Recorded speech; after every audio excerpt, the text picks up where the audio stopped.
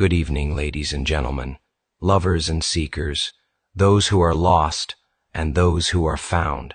Tonight, I will be reading from the compilation titled Outlaw Creative, The Geometry of Life. Our topic this evening is something that I hope hits us all right in the gut. Our topic on unsolicited kindness. That being said, let's get cracking. 1. The world, left to its default settings, trends toward entropy. Milk sours, metal rusts. People retreat into their own weather systems. Pain turns inward and folds like damp laundry left too long. All of this is statistical, not cynical. The universe runs downhill unless something or someone decides otherwise. Unsolicited kindness is that otherwise. It is the anomalous phenomenon, the breach in the gradient, the stubborn anti-entropy that appears when the math was pointing the other way, and every time it arrives, it is slightly unreasonable, unearned, and structurally out of place, like a flower blooming out of asphalt or a stranger paying a debt that was never theirs. It has no right to appear, and yet it appears. 2. There is a particular geometry to unsolicited kindness. It is asymmetrical. It arrives with a left-hand curve when the mind is expecting a straight line. It comes without summons, without contract, without ledger, without that particular American phrasing, "Let me know if you need anything," which is really a polite form of abstention dressed up as availability. Unsolicited kindness does not ask what is needed. It perceives it. And perception costs something. It assumes attention. Attention assumes care. Care assumes motion toward another life when inertia would be easier. This is why unsolicited kindness is gravitationally rare. Not because people are cruel, but because most are simply tired, interior, busy, defended, or afraid that their offering might land wrong, so they wait to be asked.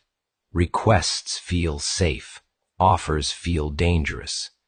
But every once in a while, someone steps outside that calculus and acts anyway. 3. To receive this kind of kindness, unsummoned, untraded, forces a reckoning. A man can live years believing the world is mostly indifferent, and often it is. But then someone like Joseph Palmer wanders out of the main house, not with a sermon or a program, but with groceries. A bag of groceries can rearrange the philosophical furniture of a room.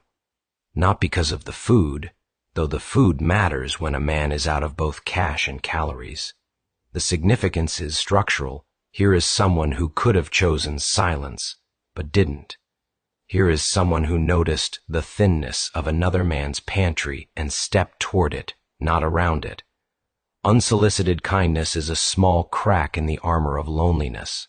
And loneliness, like rust, works quick unless interrupted. 4.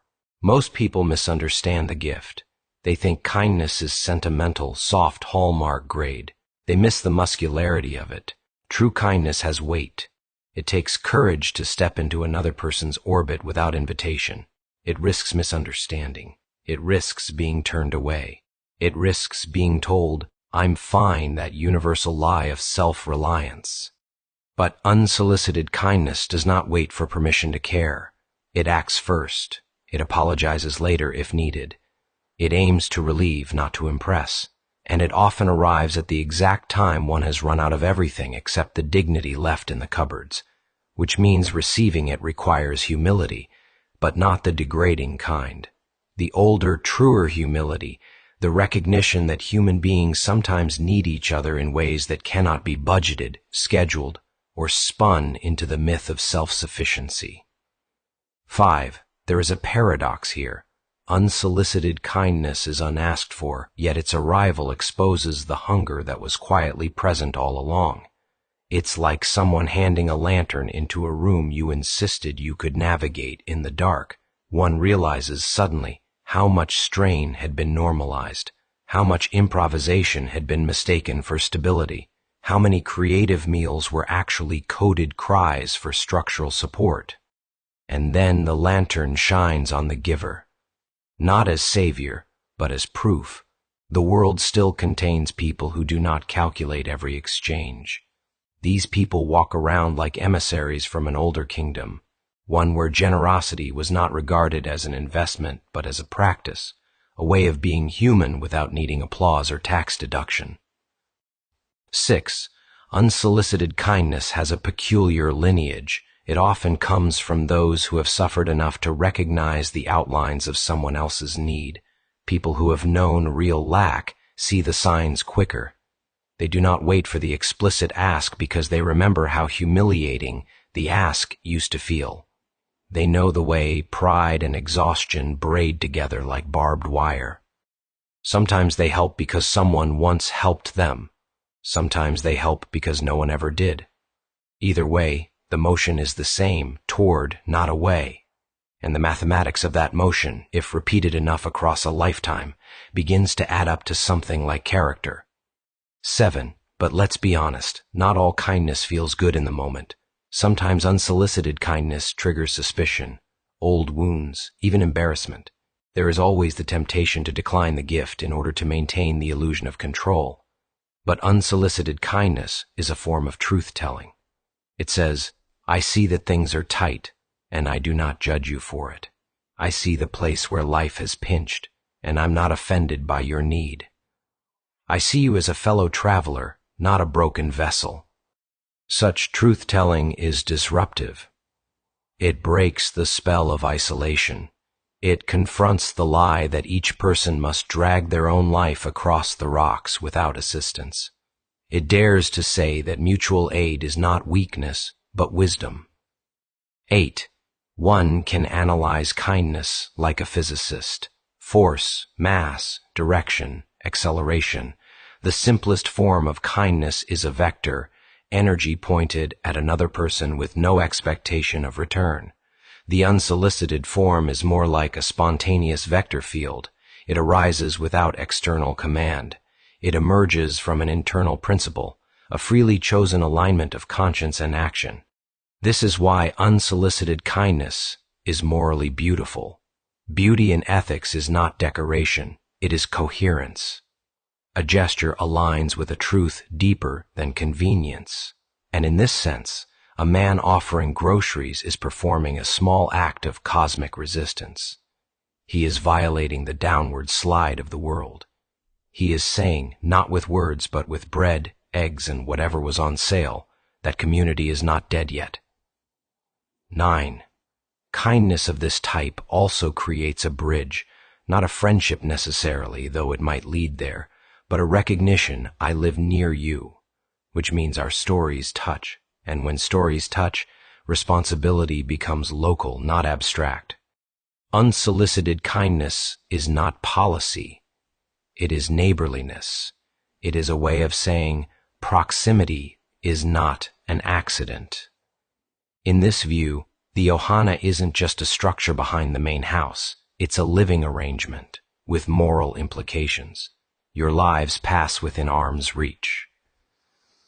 A gesture made across the yard carries the weight of acknowledging that nearness. 10. Gratitude enters the story, but not the cheap version.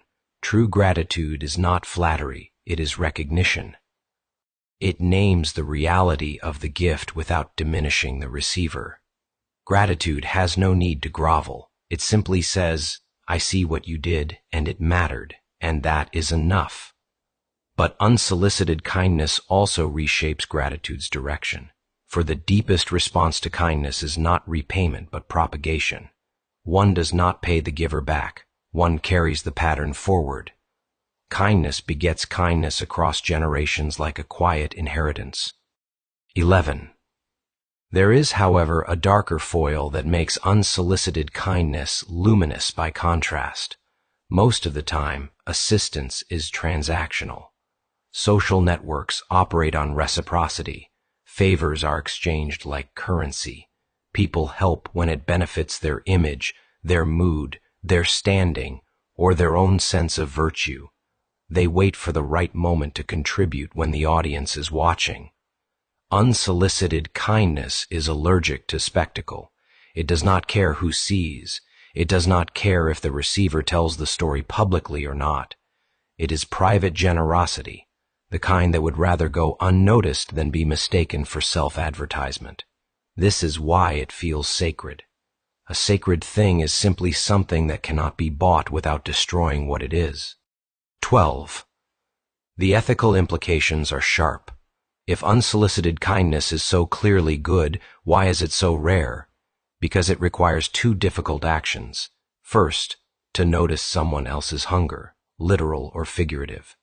Second, to act before the mind begins its usual objections. It's not my place. It might be awkward. They'll think I'm assuming too much. By the time the objections finish their little parade, the moment is gone. Most kindness dies in the gap between perception and execution. Unsolicited kindness survives because the giver leaps the gap. 13. But the beneficiary carries a responsibility too, not to repay, but to understand. To understand what has happened, not merely materially but structurally. To understand that the world just revealed one of its quieter truths. The human spirit is not entirely dampened. Receiving kindness is its own discipline. It teaches the body to unclench. It teaches the mind to trust small mercies. It teaches the heart that it is not shameful to need help, nor shameful to accept it. This discipline echoes through a man's future decisions. One becomes quicker to offer, slower to judge, sharper in attention, gentler in delivery. 14. Kindness changes the narrative. Before kindness, a man may feel he is moving through a world of sealed doors. After kindness, the map redraws itself slightly, not dramatically, just enough. A single unlocked door in a hallway of locked ones is not a rescue, but it is a direction. Unsolicited kindness is directional. It says, life is hard, yes, but not closed, and when a man is living on the edge of Friday's paycheck, with a few creative meals left in the pantry, the difference between closed and slightly open is a canyon. 15. There is also the question of timing. Kindness that arrives too late becomes charity. Kindness that arrives too early becomes intrusion. Kindness that arrives exactly when needed feels like grace, even if the giver thinks nothing mystical happened. But there is something mystical in the alignment. A person must be paying attention to catch the moment. They must be close enough to see the signs. They must be willing to interpret silence as something other than self-sufficiency. Unsolicited kindness depends on a strange physics of presence. The giver has to be near enough to notice, but not so entangled that the gesture becomes obligatory. Proximity without pressure. That is the sweet spot. 16. Let us consider the moral architecture. Unsolicited kindness is not built on pity. Pity looks down.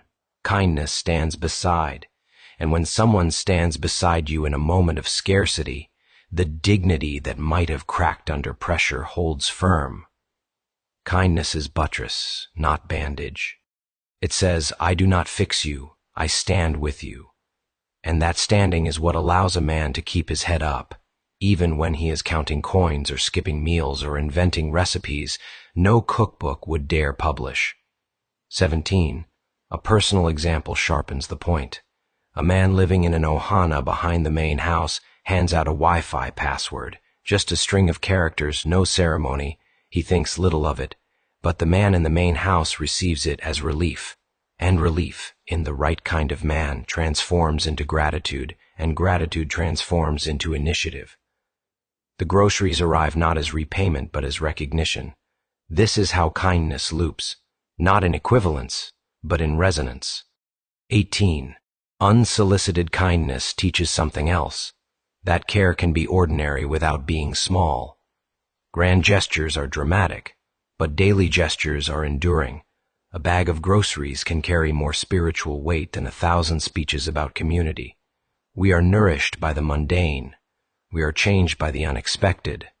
Unsolicited kindness is both at once, and so the recipient feels something shift, a kind of quiet steadiness, a sense that the world has one more hinge than previously believed. 19. There is also the poetic dimension. Kindness is a form of music the world does not charge admission for. A small melody played in the right moment can ease a man's breathing. It can soften the edges of a difficult week. It can turn survival back into living. Even the act of ordering groceries together, two men sitting in the shade, one with his iPad Mini 6, becomes liturgy. A small ritual of shared humanity, free of pretense, free of scoreboard. Unsolicited kindness is the closest many people ever come to hearing a blessing spoken aloud without words. 20. What then is the final argument? Unsolicited kindness is the antidote to despair, not the cure. No single gesture can cure despair, but the antidote, the immediate slowing of its spread. Kindness proves that the world is not entirely arranged against us. It shows that even in the tightest corners, someone may care enough to knock. It does not solve life. It makes life solvable, and that difference keeps a man upright. 21. So here is the plain truth. Unsolicited kindness is a rebellion, a small, quiet one. But rebellions often begin with small, quiet things. One person notices another. One person acts. The world shifts a fraction of a degree, enough to matter. And though no grand speech accompanies it, the message is unmistakable, brother. You are not forgotten. If the world were made of such gestures, frequent, uncalculated, human, then perhaps entropy would not have the last word. Perhaps rust would slow. Perhaps hunger would not reach so far. Perhaps loneliness would loosen its grip on the spine. Until then, all we have are these small uprisings of goodness, and they are enough to keep the dead things from winning. 22. The essay ends here, but the kindness does not, because unsolicited kindness has a way of echoing quietly, steadily, in the next choice a man makes. And that is how the world changes, one unasked for gift at a time.